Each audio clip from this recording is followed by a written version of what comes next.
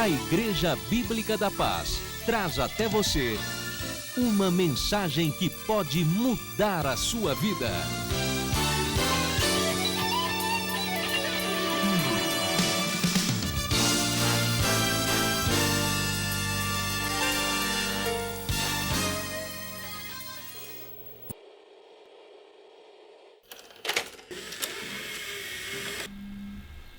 Lucas 17, versículos 18 em diante diz assim: os discípulos de João anunciaram-lhe todas estas coisas. João, chamando 2 discípulos, enviou-os a Jesus, dizendo: és tu aquele que havia de vir, ou havemos de esperar outro? Quando aqueles homens chegaram a Jesus, disseram: João Batista enviou-nos a perguntar-te: és tu aquele que havia de vir, ou havemos de esperar outro? Na mesma hora Jesus curou a muitos de enfermidades e males e espíritos malignos, e deu vista a muitos cegos. Então lhes respondeu: ide e anunciai a João o que tendes visto e ouvido. Os cegos veem, os coxos andam, os leprosos são purificados, os surdos ouvem, os mortos são ressuscitados, e aos pobres é anunciado o Evangelho. Bem-aventurado é aquele que em mim não se escandalizar. Tendo-se retirado os mensageiros de João, Jesus começou a dizer à multidão acerca de João: que saístes a ver no deserto um caniço agitado pelo vento? Que saístes a ver um homem trajado de vestes finas?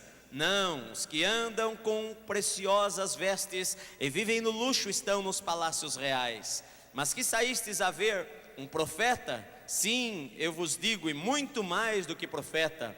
Este é aquele de quem está escrito: envio o meu anjo diante da tua face, o qual preparará diante de ti o teu caminho. Eu vos digo que entre os nascidos de mulher não há maior profeta do que João Batista, mas o menor no reino de Deus é maior do que ele. A Bíblia diz no texto que nós lemos que os discípulos de João anunciaram a João todas as coisas que o Senhor Jesus estava fazendo, as coisas que ele fizera em ressuscitar o filho da viúva lá de Naim, e também de curar o servo do centurião. Isto despertou uma curiosidade na vida de João, e João envia os seus discípulos até Jesus com uma pergunta, com uma dúvida que estava em seu coração: és tu aquele a quem nós devemos esperar, ou nós devemos aguardar um outro? És tu o Messias? És tu aquela pessoa que Deus havia prometido que viria? E estranho, meus queridos, esta pergunta de João Batista, porque ele sabia que quem Jesus era. Há alguns anos atrás, no começo do ministério de Jesus, quando ele vira a Jesus vindo até ele, Deus havia dito para ele: olha, quando você vir o Espírito Santo descendo sobre um homem, aquele homem é o Messias. E quando João viu o Espírito Santo descendo sobre Jesus, ele apontou para Jesus e ele falou: eis aí o Cordeiro de Deus que tira o pecado do mundo. E agora, um tempo depois, João está preso, João está na cadeia e prestes à morte, e ele iria morrer dali a alguns dias. E eu não tenho dúvida que algumas coisas estavam em seu coração, e uma dúvida surgiu em seu coração: será que realmente o meu ministério não foi em vão? Será que eu não apontei para a pessoa errada? Será que este homem realmente é o Messias? E muitas vezes este tipo de coisa acontece conosco também. A dúvida, muitas vezes as coisas estão indo bem em nossa vida e nós temos certeza de algo, mas as lutas vêm, problemas tentam se levantar em nossa vida, e muitas vezes as dúvidas começam a querer entrar em nosso coração. Dúvidas a respeito de Deus, dúvidas a respeito do amor de Deus, dúvidas a respeito da presença de Deus, dúvidas a respeito da salvação. Muitas vezes as pessoas ficam se questionando: será que eu sou salvo? Será que Deus está agindo? Será que Deus está falando comigo? E muitas vezes as perguntas surgem na mente das pessoas, lançando dúvida, e a dúvida acaba roubando a fé do coração das pessoas. Se elas não tratarem com a dúvida em sua vida, se elas não acertarem aquela área em sua vida, a dúvida vai acabar vencendo e levando esta pessoa muitas vezes ao desespero, à incredulidade, a abandonar a Deus, a abandonar a sua fé. Muitas coisas acontecem na vida das pessoas, as injustiças da vida. Como é que Deus pode estar no controle se algumas coisas parecem estar descontroladas? Como é que Deus diz que responde às orações se eu orei tanto? Olha, eu jejuei, eu fiz tudo o que era certo, eu fiz tudo o que eu aprendi, e eu orei com fervor, e eu orei, eu busquei a face de Deus, mas eu não sei, Deus parece que não respondeu a minha oração. Será que Deus responde a oração? Será que Deus realmente se preocupa com a minha vida? Será que Deus realmente está olhando para a minha necessidade? Eu olho para Deus, eu estou olhando para a Bíblia, e eu estou tentando fazer tudo aquilo que está escrito, mas será que o Senhor está vendo? Será que o Senhor está agindo? Porque algumas vezes eu me sinto como se Deus não estivesse agindo em minha vida. Algumas vezes as dúvidas vêm ao meu coração, e eu me sinto como se o Senhor não estivesse abençoando a minha vida.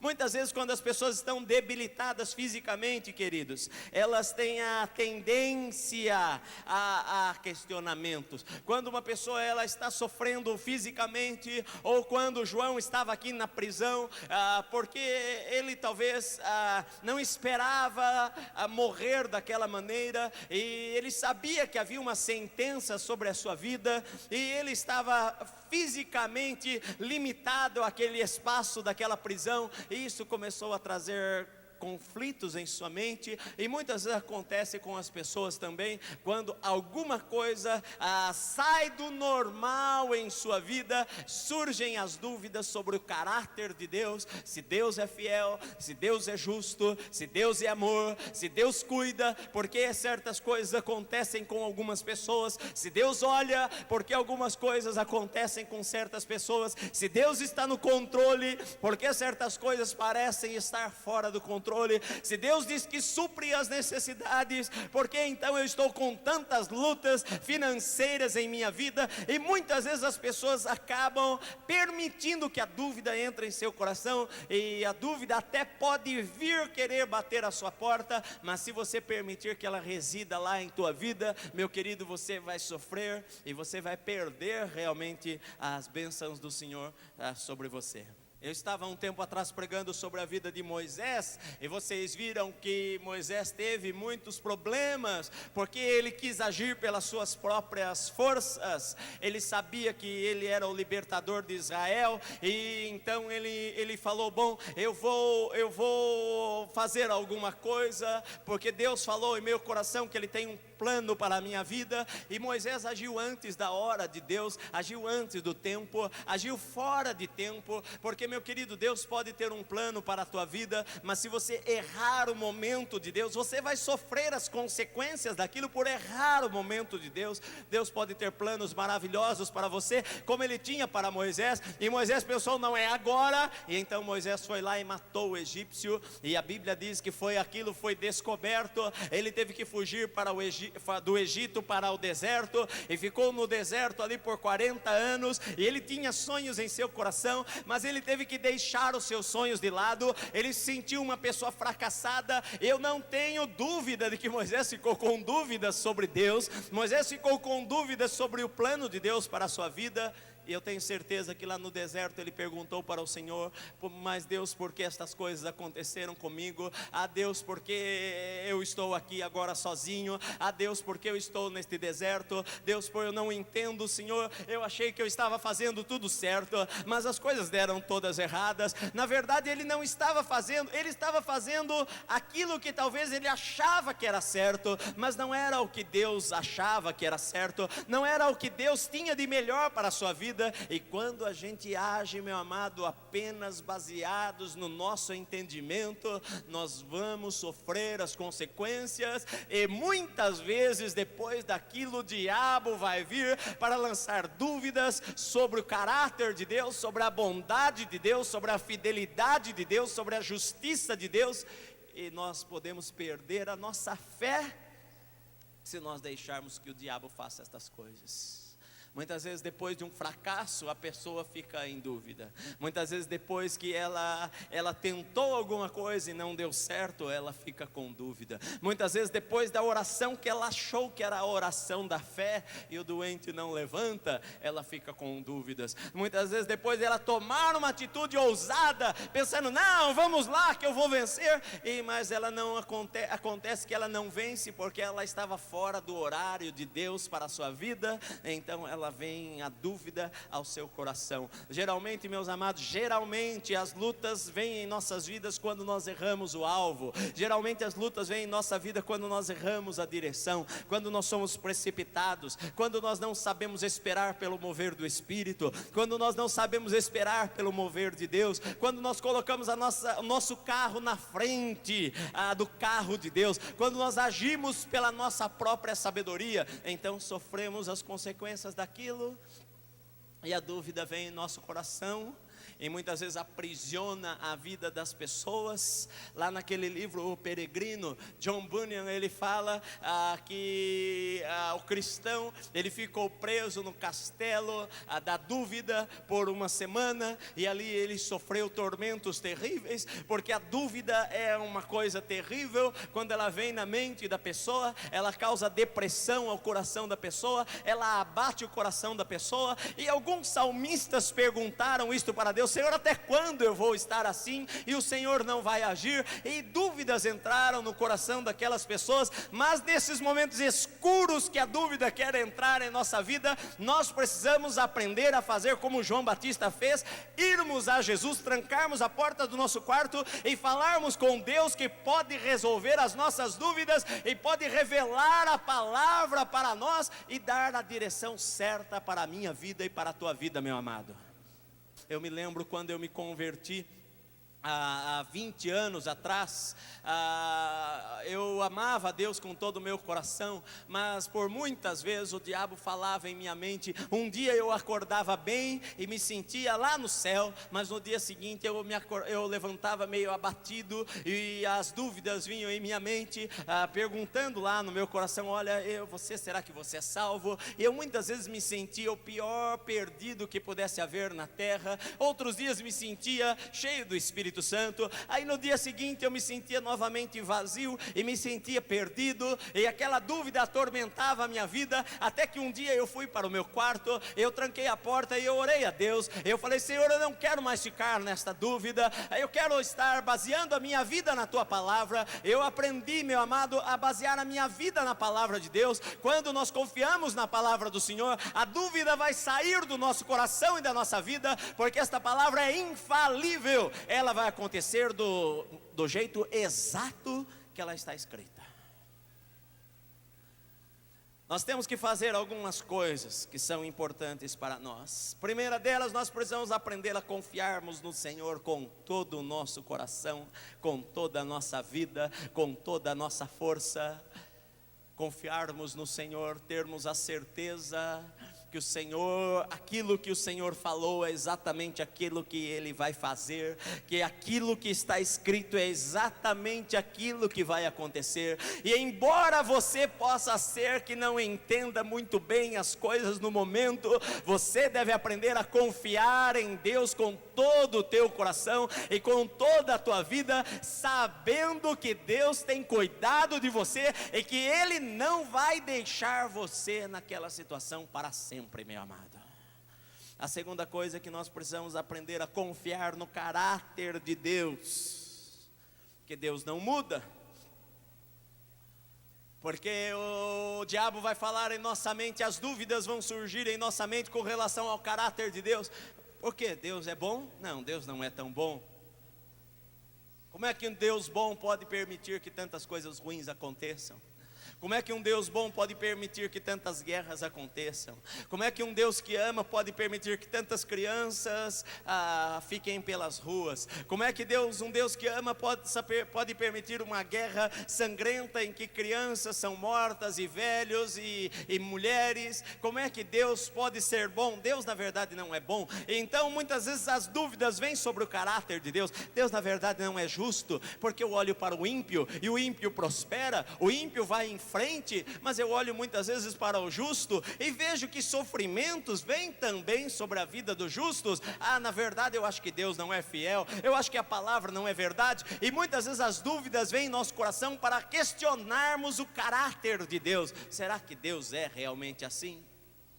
Mas, meu amado, todas as coisas acontecem, o sofrimento e a dor acontecem no mundo, não é por culpa de Deus, é por culpa do homem que resolveu escolher um caminho longe de Deus. Quando a pessoa escolhe o caminho do pecado, ela vai sofrer as consequências daquilo. Então o homem escolhe o egoísmo do homem, ele quer ter uma coisa que está na mão do outro, então ele invade a cidade do outro, e ele mata o outro, ele faz coisas para conseguir as coisas para si. Não é culpa de Deus. Deus entregou a liberdade do homem escolher o caminho do bem ou o caminho do mal, mas quando o homem escolhe o caminho do mal, então as coisas acontecem, as tragédias acontecem, e Deus não vai intervir, porque Ele deu a você a liberdade de escolher se você quer ou não quer servir a Deus. Mas isto não muda o caráter de Deus. A Bíblia diz: Deus é bom para com Israel. A Bíblia diz: Deus é bom para conosco. A Bíblia diz que Deus é fiel. A Bíblia diz que Deus é um Deus que cuida da nossa vida. A Bíblia fala sobre o caráter de Deus, e nós precisamos aprender a confiarmos no caráter de Deus e não permitirmos